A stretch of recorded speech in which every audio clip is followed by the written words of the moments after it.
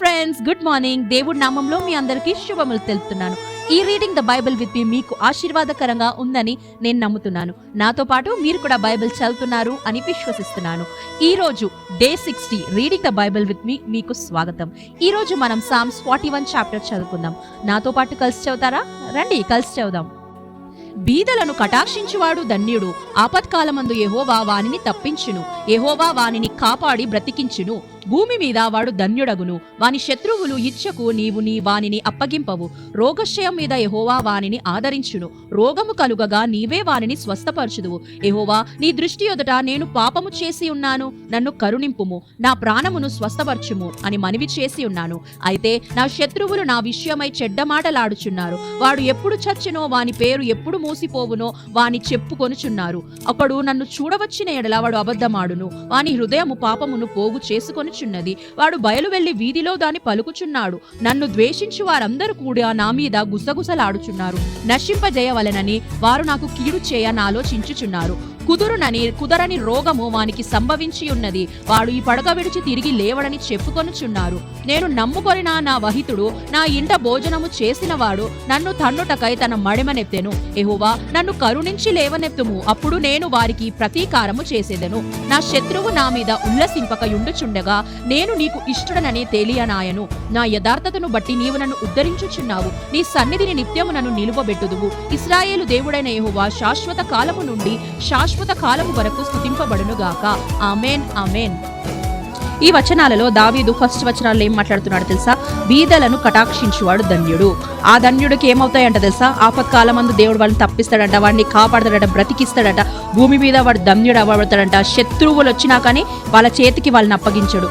రోగం వాడి మీదకి వచ్చినా కానీ దేవుడు వాళ్ళని ఆదరిస్తాడు. యెహోవా దేవుడు ఆదరిస్తాడని దావీదు చెప్తున్నాడు. మరి ఏం చెప్తున్నాడు తెలుసా? 4వ అధ్యాయం వచ్చే వరకు, యెహోవా నీ దృష్టి ఎదుట నేను పాపం చేసిన నన్ను కరుణింపు దేవా అంటున్నాడు. మళ్ళీ 5వ వచనం నుంచి దావీదు ఏం మాట్లాడుతున్నాడు తెలుసా?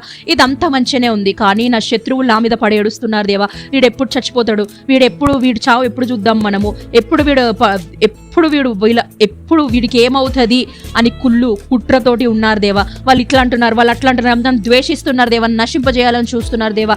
నా మీదికి రోగము రాకపోయినా కానీ అమ్మో వీడికి భయంకరమైన రోగం ఉంది అని లోకంలో చెప్పుకొని తిరుగుతున్నారు దేవా అని దావీదు దేవుడితోటి ప్రాధాయపడుతున్నాడు. చివరిగా 10th verse వచ్చారకి ఏమంటాడు తెలుసా? యెహోవా, నన్ను కరుణించి లేవనెత్తవా.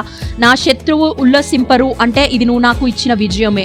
నా యథార్థతను బట్టి నువ్వు నన్ను ఉద్ధరించుచున్నావు. నీ సన్నిధి నిత్యం నిలువబెట్టుదువు. శాశ్వత కాలము నుండి శాశ్వత కాలం వరకు స్తుతింపబడునుగాక. ఆమేన్, ఆమేన్, ఆమేన్ అంటున్నాడు. మనం చూసుకున్నట్టయితే దావీదు ఫస్ట్ ధన్యుల గురించి మాట్లాడుతున్నారు. అది ఎవరైతే కటాక్షం చూపిస్తారో వాళ్ళ గురించి దావీదు చెప్పుకుంటూ వచ్చి మళ్ళీ దేవా నన్ను కరుణించవా, నేను పాపం నీ ఎదుట చేసి ఉన్నా, నన్ను కరుణించవా అంటున్నాడు. మరి చివరి వచనాల్లో వచ్చే వరకు మనం ఏం చూస్తున్నాం? దావీదు తన పైన లేస్తున్న శత్రువుల గురించి, తన పైన నశింపజేసే వారి గురించి దావీదు ప్రాధేయపడుతున్నాడు. దేవా వీళ్ళు ఇట్లా అనుకుంటున్నారు, అట్లా అనుకుంటున్నారు దేవా అని అంటున్నాడు. మనం కూడా మన పరిస్థితులు ఎన్నో రీతిలో మనము ధన్యులము అని మనం తెలుసుకొని ఉన్నాము.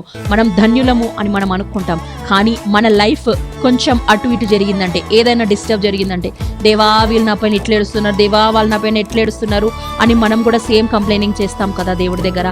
అదే మనం మార్చుకోవాలని దేవుడు ఈ చాప్టర్లో మనకు జ్ఞాపకం చేస్తున్నాడు.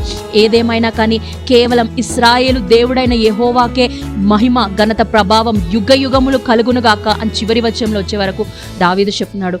అదే రీతిగా మన జీవితంలో ఏ పరిస్థితి ఉన్నప్పటికీ, ఏ పరిస్థితి వచ్చినప్పటికీ యెహోవా దేవునికి మహిమ కలుగునుగాక అని నువ్వు నేను ఉండేటట్లు మన విశ్వాసం నిలవబడాలి.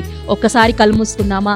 స్తోత్రం పరిశుద్ధ గొప్ప దేవ మహోన్నతుడా, నీకే స్తోత్రం యేసయ్యా. అవును తండ్రి నాయన, కరుణ కటాక్షం చూపించే వారు ధన్యులు అంటున్నావు యేసయ్యా. మీరు ఆ ధన్యులు అని మమ్మల్ని ఎంచుకున్నందుకు నీకే స్తోత్రమయ్యా. అవునయ్యా, ఏది మా జీవితంలో జరిగిన ఏ అనుకూల పరిస్థితి లేకపోయినా కానీ యేసయ్యా నాయన, మా జీవితం బట్టి నీకే మహిమ, నీకే ఘనత యుగ యుగములు కలుగునుగాక దేవా. యేసయ్యా నాయన, నీకే సమస్త మహిమ, ఘనత, ప్రభావం చెల్లిస్తున్నామయ్యా. మా జీవితంలో ఏదైతే జరిగి ఉందో నాయన, నువ్వు అనుమతిస్తే తప్ప నాయన అది కాలేదు. కాబట్టి యేసయ్యా నాయన, ప్రతి పరిస్థితిని బట్టి, ప్రతి పరిస్థితి సిచ్యువేషన్ని బట్టి నీకే మహిమ, ఘనత, ప్రభావం చెల్లిస్తున్నాం. ఈ దినం నీకు అప్పగించుకుంటూ యేసు నామములో ప్రార్థిస్తున్నాం తండ్రి, ఆమేన్. నా స్థితిగతులను మార్చువాడా, నీవే ఆశ్రయ దుర్గము. ఈ reading the Bible with me మీకు ఆశీర్వాదకరంగా ఉంటే లైక్ చేయండి, షేర్ చేయండి, సబ్స్క్రైబ్ చేయండి. అవును, నా పరిస్థితులు మార్చే దేవుడు ఆయన ఒక్కడు మాత్రమే. కాబట్టి మన పరిస్థితుల వల్ల మనం కంప్లైంట్ చేయకుండా సమస్త మహిమ గణపడ ప్రభావం అయా నీకే ఆరోపిస్తారు. మనల్ని మనం జీవితం ఆయనకు అప్పగించుకోవాలని కోరుతూ తిరిగి రేపు ఉదయకాల సమయం కలుద్దాం. అప్పటి వరకు దేవుడు మిమ్మల్ని దీవించి ఆశీర్వదించునుగాక. ఆమెన్.